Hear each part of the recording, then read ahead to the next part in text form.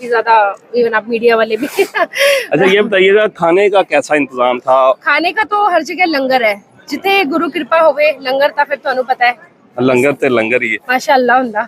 ਅੱਛਾ ਇਹ ਦੱਸੋ ਕਿ ਤੁਸੀਂ ਪਾਕਿਸਤਾਨ ਆਵਾਮ ਨੂੰ ਕੀ ਪੈਗਾਮ ਦੇਣਾ ਚਾਹੁੰਦੇ ਹੋ? मैं कहांगी कि हिंदुस्तान हो या पाकिस्तान, दोनों मुल्कां दे लोग सेम ही है।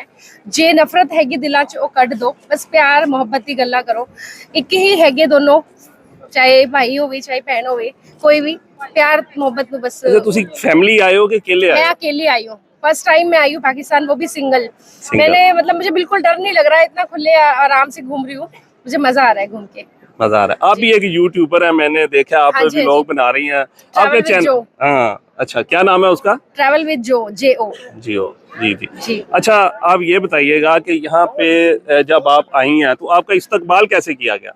बता रही हूँ बहुत अच्छा इस्तकबाल हुआ, इतनी उम्मीद नहीं थी, उम्मीदों से ज्यादा मिल रहा है।